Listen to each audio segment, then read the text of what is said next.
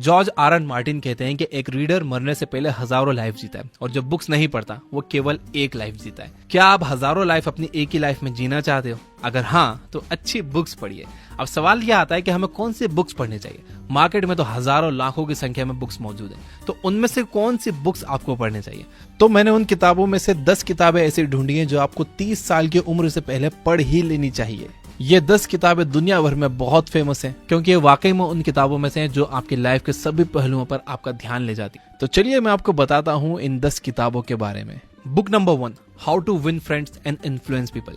ये book Dale Carnegie ने 1936 में लिखी थी। इतने डिकेड्स पहले लिखी गई ये बुक आज भी उतनी ही पॉपुलर है। यही कारण है कि दुनिया की सबसे ज्यादा बिकने वाले बुक्स की लिस्ट में शामिल है। और ये बुक आपको क्यों पढ़नी चाहिए? चाहे आप किसी भी बैकग्राउंड से आते हो, लेकिन आप रोज काफी लोगों से मिलते हो। आप किस तरह लोगों से मिलते हो ये बहुत जरूरी है। ये आर्ट आपकी लाइफ को सक्सेसफुल बनाने में काफी अहम रोल निभाता है। लोगों से कैसे पेश आना चाहिए ताकि आप उनका भरोसा जीत सको, ये सब चीजें सीखने के लिए इससे अच्छी बुक कोई नहीं है। बिजनेस में ये चीजें काफी काम आती हैं। आपको नए नए लोगों का भरोसा जीतना होता है। इसके अलावा आगे बढ़ने के लिए अच्छे दोस्त बनाने होते हैं। काफी सारे सक्सेसफुल बिजनेसमैन इस बुक को पढ़ने के लिए रिकमेंड करते हैं। आपके पास जितने ज्यादा लोगों का सपोर्ट होगा, आप उतने ही अच्छे लीडर या बॉस बनोगे। पब्लिक बिहेवियर के बहुत से टाइमलेस प्रिंसिपल्स आप इस बुक से सीख सकते हो। ये बुक आपको लाइफ में कदम कदम पर कुछ ना कुछ जरूर सिखाएगी और आपको ये बुक बार बार पढ़ते रहना चाहिए। Book number 2, the millionaire next door. इस बुक के ऑथर है थॉमस जे स्टैनली। इस बुक के जरिए ऑथर बताते हैं कि जो ज्यादातर लोग करोड़पति बनते हैं वो कहीं आसमान से नहीं टपकते, बल्कि आपके आसपास रहने वाले लोग ही होते हैं। हम में से काफी लोग अपनी मुश्किल सिचुएशंस के बहाने बनाते हैं कि इसलिए हम अपनी लाइफ में कुछ नहीं कर पाए। इस बुक को पढ़ने के बाद आपको एहसास होगा कि आप जो बहाने बना रहे थे वो कुछ भी नहीं है, बल्कि काफी रिच लोगों ने तो इससे भी बड़ी परेशानियां झेली हैं। ये बुक आपको एहसास दिलाएगी कि 80% लोग जो करोड़पति बनते हैं वो एकदम नॉर्मल लोग होते हैं, आपके ही आसपास रहते हैं। ये बुक आपको ये बताती है कि आपका मेन गोल रिच बनना होना चाहिए, रिच दिखना नहीं। बहुत से यंग लोग 20 से 30 साल की उम्र में बिना वजह की चीजों पर पैसे खर्च करते हैं और दूसरों को इम्प्रेस करने के लिए रिच दिखने की पूरी कोशिश करते हैं। ये बुक हमें सिखाती है कि रिच दिखना जरूरी नहीं है, वाकई में रिच बनना जरूरी है। और देखिए, गरीब बनने का सबसे आसान तरीका यह है कि अमीर होने का दिखावा किया जाए। ये किताब मैं हर यंगस्टर को रिकमेंड करना चाहूंगा जिससे वो ये सीख सकें रिच कैसे दिखा नहीं जाता बल्कि रिच कैसे बना जाता है। Book number 3, predictably irrational. Psychology के बारे में डैन एरिली की यह बुक बहुत फेमस है। अगर आप ह्यूमन साइकोलॉजी को अच्छे से समझ पाते हो तो आपको लोगों से कैसे बिहेव करना चाहिए ये भी अच्छे से आप समझ पाओगे। अब अगर आप लोगों से अच्छा बिहेव करते हो तो ज्यादा चांसेस हैं कि आप काफी लोगों से ज्यादा सक्सेसफुल होगे। इसके लिए आपको प्रेडिक्टेबली इररेशनल जरूर पढ़नी चाहिए और इससे सीखना चाहिए कि कैसे बहुत से लोग बिल्कुल अलग बिहेवियर के होते हैं और आपको उनसे कैसे डील करना चाहिए। इस बुक के प्रिंसिपल्स आप अपनी लाइफ में अप्लाई करके उसे काफी आसान बना सकते हो। इससे बहुत से लोग आपको पसंद करेंगे। मैंने ये नहीं कहा कि सब आपको पसंद करेंगे, जरूरी नहीं कि सब आपको पसंद करें, लेकिन आपका एक ट्राइब होना चाहिए। जो आपके वैल्यूज हैं उन वैल्यूज को पसंद करने वाले लोग होने चाहिए। लोग आपके खिलाफ भी होंगे, लोग आपको पसंद भी करेंगे। जो लोग आपको पसंद करेंगे वही आपको बिजनेस भी देंगे। Book number 4, you can negotiate anything. इस फेमस बुक के राइटर है हर्ब कोहेन। हर्ब कोहेन दुनिया के सबसे महान नेगोशिएटर्स यानी कि बातचीत से समस्या का समाधान करने वालों में से एक हैं। उन्होंने बिजनेस वर्ल्ड के अलावा कई देशों के बीच भी काफी डील्स का बातचीत यानी कि नेगोशिएट करके हल निकाला है। ये बुक इसी के बारे में है कि आप लोगों से क्या चाहते हो। आपको अपनी पसंद की चीजें इतनी आसानी से नहीं मिलेंगी, इसके लिए आपको लोगों के साथ नेगोशिएट करना पड़ेगा और ये कला अगर आपने सीख ली तो आप जो चाहते हो उसको आसानी से पा सकते हो। ये खूबी आपको सक्सेसफुल बनने के लिए जरूर आनी ही चाहिए, क्योंकि आपको कदम कदम पर ऐसे लोग मिलेंगे जो आपकी राय और बातों से सहमत नहीं होंगे। तो ऐसे में नेगोशिएशन ही सबसे बेहतर ऑप्शन रह जाता है। मार्केट में जब हम कुछ खरीदने जाते हैं तो हम में से काफी लोग बड़े अच्छे से मोल भाव कर लेते हैं, लेकिन ये बुक हमें इसके अलावा भी बहुत सी चीजों में नेगोशिएट करना सिखाती है। Book number 5, tough times never last but tough people do. कठिन समय हमेशा नहीं रहता, लेकिन मजबूत लोग मजबूती से हमेशा खड़े रहते हैं। ये बुक पढ़ना इतनी जरूरी इसलिए क्योंकि इससे कोई फर्क नहीं पड़ता कि आप कौन हो या आप कौन रहे हो या आपके पेरेंट्स कौन है, आपका बैकग्राउंड कितना भी मजबूत क्यों ना हो, लेकिन आपकी जिंदगी का कोई ना कोई एक हिस्सा जरूर ही मुश्किल भरा रहने वाला है। जो लोग लाइफ में कुछ बड़ा करना चाहते हैं, खास तौर पर उन लोगों ने यह जान लेना चाहिए कि मुसीबतें तो आनी ही हैं। बहुत से लोग जब मुश्किल समय से गुजरते हैं तो वो ये सोचते हैं कि ये कठिन समय केवल उन्हीं के लिए, बाकी सब आसानी से जी रहे हैं। ये किताब हमें सिखाती है कि मुश्किल समय सबके लिए आता है और कैसे उससे लड़ा जाए ताकि हम एक बेहतर इंसान बनकर उभर सकें। इस बुक से सीखकर आप एक मजबूत इरादे वाले इंसान बन सकते हो।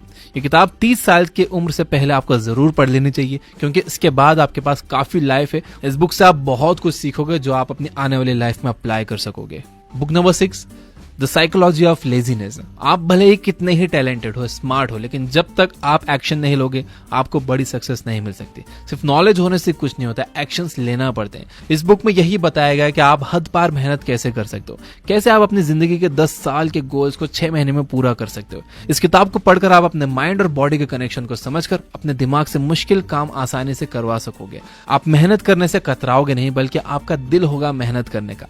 कहते हैं कि मरने से पहले कुछ काम अधूरे नहीं छोड़ने चाहिए। सिमिलरली ये किताब आपसे मिस नहीं होनी चाहिए। 30 साल की उम्र से पहले आपको हर हाल में पढ़ ही लेनी चाहिए। ये बुक आपको बहुत कुछ सिखाती है और ये बात मैं दावे के साथ कह सकता हूँ कि इस बुक को पढ़ने के बाद आप अपने आप में बहुत बदलाव महसूस करोगे। Book number 7, success and happiness. ये बुक मेरे सबसे क्लोज फ्रेंड AP दुबे ने लिखी है, जो कि अनफॉर्चुनेटली अब वो हमारे बीच नहीं है। ये किताब मेरी सबसे फेवरेट किताबों में से एक है। जब उसने लिखने की शुरुआत की थी तभी उसने मुझे इसका ड्राफ्ट भेजा था। बहुत खूबसूरत किताब है। इसमें उसने एक बहुत खूबसूरत कहानी के जरिए 10 ऐसे सवालों के जवाब दिए हैं जो आपकी जिंदगी बदल सकते हैं। इस किताब की कहानी में आपको रियल इंडिया नजर आएगा। ये कहानी आपको रिश्तों की अहमियत सिखाएगी, ये कहानी आपको दोस्ती की अहमियत सिखाएगी, ये कहानी आपको बताएगी कि आप अपने लोन्स, आप अपने कर्जे किस तरह आसानी से खत्म कर सकते हो, और भी बहुत कुछ आप इस कहानी से सीखोगे। भले ही AP आज हमारे बीच नहीं है, लेकिन वो इस किताब में हमेशा जिंदा रहेगा और ना जाने कितने लोगों को रास्ता दिखाता रहेगा। Book number 8, 7 habits of highly effective people. इस बुक को काफी टाइम पहले 1989 में लिखा गया था। ये बुक आज भी उतनी ही असरदार है। आज भी ये बुक सबसे ज्यादा बिकने वाली बुक्स की लिस्ट में अपना नाम बनाए हुए है। इस बुक के ऑथर स्टीफन कॉवी ने पिछले 200 सालों में लिखी गई किताबों को एनालाइज करके समझा कि लाइफ में सक्सेसफुल बनने के लिए इन 7 हैबिट्स को अपनाना बहुत जरूरी है। इन हैबिट्स को केवल कुछ समय तक ही नहीं बल्कि अपने लाइफ में उतारना होगा, अपने कैरेक्टर में बसाना होगा। इन 7 में से जो एक हैबिट है वो ये है कि लाइफ में वही लोग सक्सेसफुल बनते हैं जो प्रोएक्टिव होते हैं। प्रोएक्टिव लोग ये नहीं देखते कि लाइफ के साथ क्या प्रॉब्लम्स है, बल्कि वो ये देखते हैं कि वो इनमें से क्या सही कर सकते हैं। वो अपनी लाइफ के बारे में किसी से शिकायत नहीं करते, बल्कि वो हमेशा इस बात पर फोकस करते हैं कि वो लाइफ में क्या क्या ठीक कर सकते हैं। वो ये शिकायत नहीं करते कि महंगाई बहुत बढ़ गई है, बल्कि वो ये देखते हैं कि वो अपनी इनकम कैसे बढ़ा सकते हैं। प्रोएक्टिव लोग अपनी लाइफ को बदलने के लिए किसी चमत्कार का इंतजार नहीं करते, बल्कि वो खुद अपनी मेहनत से चमत्कार करते हैं। इसके अलावा ये बुक बताती है कि प्रायोरिटीज सेट करो और केवल उन्हीं चीजों पर ध्यान दो। इस बात को स्टीफन कॉवी ने एक बेहतरीन चार्ट द्वारा समझाया। इसके अलावा ये बुक सिनर्जी और एम्पैथिक लिसनिंग जैसे बेहतरीन सब्जेक्ट्स पर भी फोकस करती है, जो किसी भी इंसान को सक्सेसफुल बनाने में बहुत मदद करते हैं। वाकई में ये बुक सबसे शानदार बुक्स में से एक है। Book number 9, think and grow rich. Napoleon Hill की इस किताब का नाम तो आपने जरूर सुना ही होगा।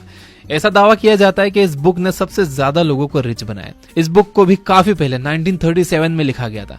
आज भी काफी लोग इस बुक को पढ़कर इंस्पायर होते हैं और रिच बनने की ओर अपना पहला कदम उठाते हैं। बल्कि मैं तो ये कहूंगा कि थिंक एंड ग्रो रिच सभी सेल्फ हेल्प किताबों की मदर है, या ये कहो कि ये टेम्पलेट है, क्योंकि थिंक एंड ग्रो रिच के बाद इन 100 सालों में जितनी भी सेल्फ हेल्प बुक्स आई हैं, सभी में कोई ना कोई principle think and grow rich से ही लिया गया है। नेपोलियन हिल ने इस बुक में कई अहम प्रिंसिपल डिस्कस किए हैं जो कि आपको रिच बनाने में मदद करते हैं। इसका एक प्रिंसिपल ये है कि जो आप लाइफ में अचीव करना चाहते हो उसके लिए एक डिजायर यानी कि भूख अपने अंदर पैदा करना होगी। ये डिजायर कैसे पैदा होती है, इसे कैसे बढ़ाया जाता है, ये सब इस किताब में बहुत ही अच्छे से एक्सप्लेन किया गया है। इसके अलावा ये बुक सिर्फ पैसे कमाने के बारे में नहीं है। ये बुक आपको सिखाती है कि पैसे के साथ सही मायने में कैसे रिच बना जाता है। ये बुक आपकी पर्सनैलिटी पर भी फोकस करती है। 30 साल की उम्र से पहले आपको बुक जरूर पढ़ लेनी चाहिए। Book number 10, rich dad poor dad. ये काफी फेमस बुक 1997 में रॉबर्ट कियोसाकी ने लिखी थी। ये बुक आज की जनरेशन की सबसे पसंदीदा बुक्स में से एक है। इस बुक में ऑथर रॉबर्ट कियोसाकी अपने फ्रेंड के डैड के बारे में बताते हैं कि कैसे उन्होंने अलग अलग जगह पैसे इन्वेस्ट करके काफी पैसे कमाए और वो आगे चलकर काफी रिच बने। दूसरी ओर ऑथर अपने डैड के बारे में बात करते हैं कि वो बहुत पढ़े लिखे थे और कैसे उन्होंने जिंदगी भर मेहनत की, लेकिन इसके बावजूद भी वो आखिर में ज्यादा पैसे नहीं बचा पाए, बल्कि वो अपनी फैमिली पर एक बड़ा कर्जा छोड़कर इस दुनिया से गए।